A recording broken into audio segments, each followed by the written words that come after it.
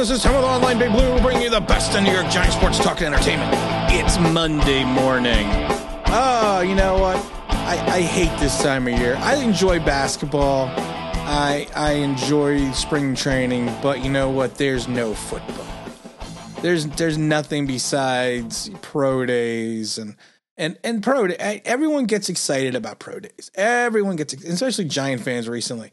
Any pro day the Giants go to, that's the player we should pick. I've noticed this on Twitter. That's we should go out and get that guy. We should sign him. We should trade up. We should trade down. We should trade left. We should trade right. No, Giants are going to go to a lot of pro days. It's fine. They're going to go to tons of pro days. It's all right.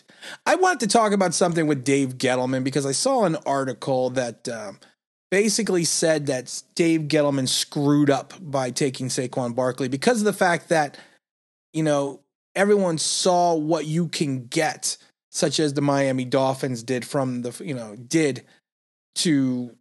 move up, you know, what they got from the 49ers and how that is a lesson for Dave Gettleman and what he should have done during the Saquon Barkley draft.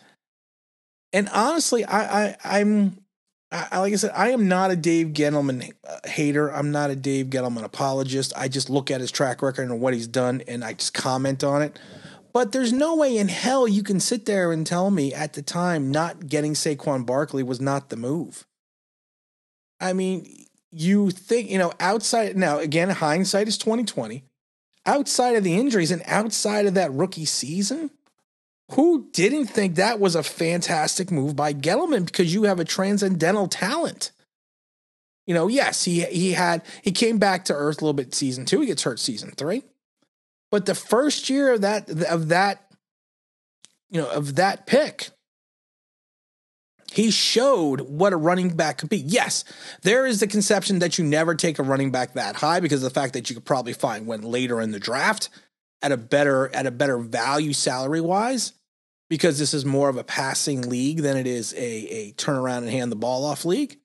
But I think we've seen in the past defense and run games win championships. So I can't fault Gettleman for making that pick and not trading it away.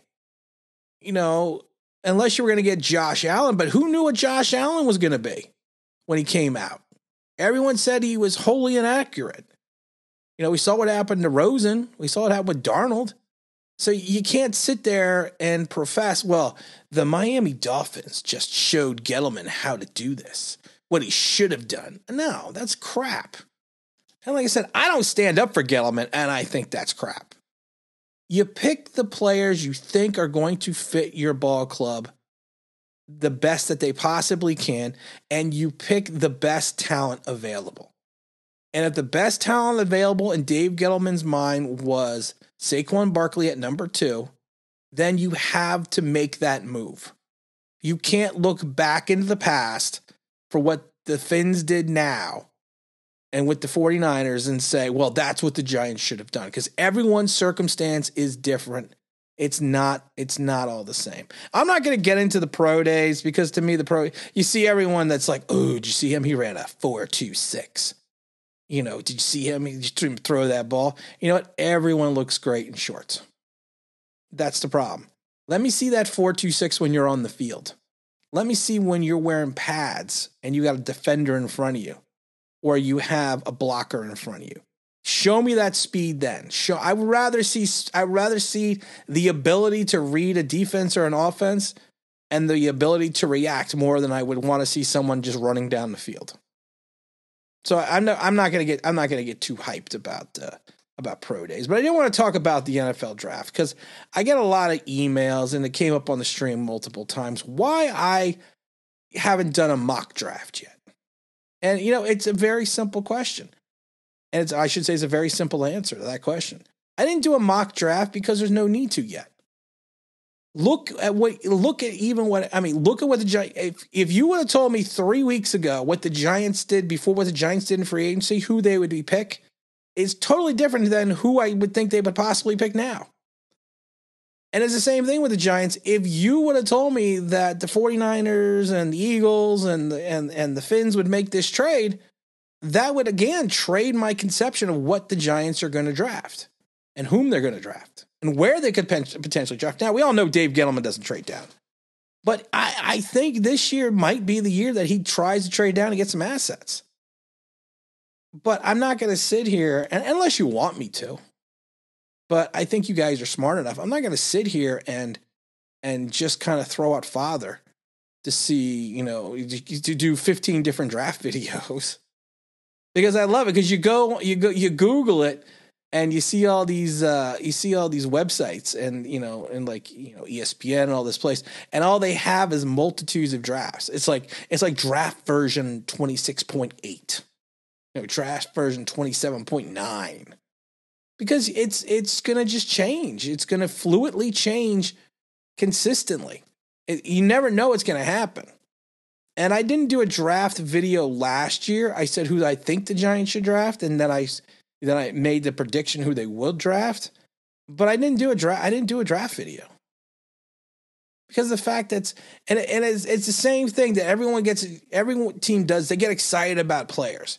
They're like, well, this guy's going to be this guy's going to be this, and I laugh though, because it's like, well, I even said, which one is going to be this year's Giants Zach Bond?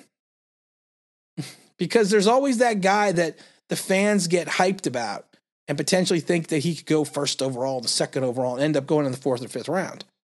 Because I fall guilty to this too. We don't see these players. We don't see what the scouts see. We don't see, their interviews. We don't see their private workouts. We don't see everything that goes on behind the scenes.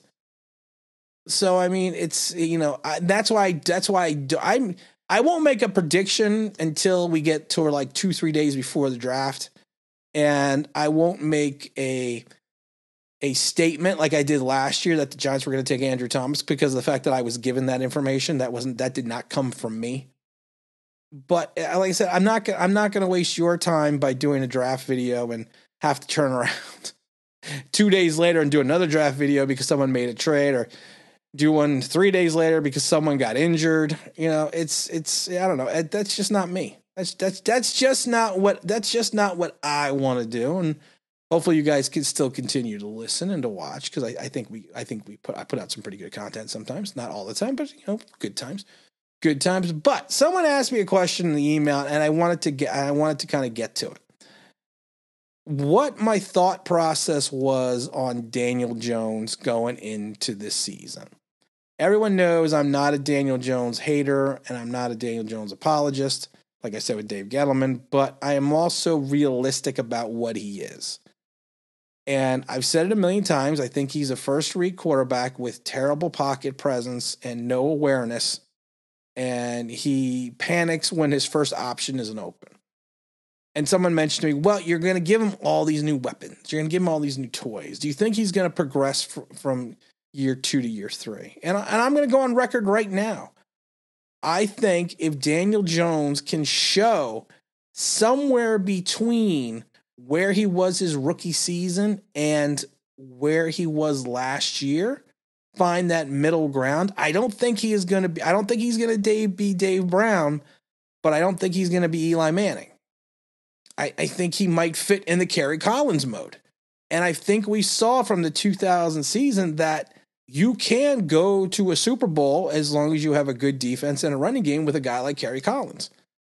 And I think if Daniel Jones can find that happy medium between those 2 years and be consistent, like I said, I never think he's going to be an all-pro. I'm not 100% sure. I know Mara and them came out and said he's going to win Super Bowls. I don't know about that.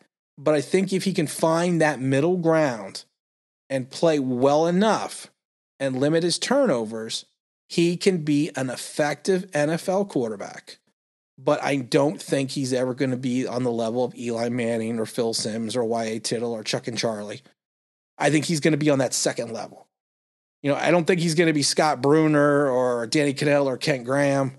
Like I said, I could see him being, or Dave Brown, I could see him being Kerry Collins.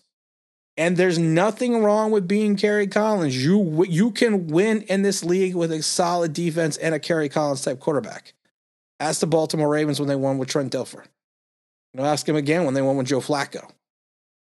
So I think, like I said, to answer that question, I would feel better this year. Now, hopefully he won't gain 9 more pounds because according to everyone, him getting 9 more pounds was going to make him a superior athlete and quarterback. But I think he can make enough of a jump, enough of a progression that he will fit somewhere in that middle and hopefully be a consistent winner for the Giants, because we all have to hope as a franchise he is, because if he isn't, we're going back to square one, and I'm not seeing a big pool of talent that we can go after. And again, this is Tim with Online Big Blue. We're bringing you the best of New York Giants sports talk and entertainment. And as always, if you could like, maybe subscribe, if you're reading that bell, you know what that means? That'd be awesome.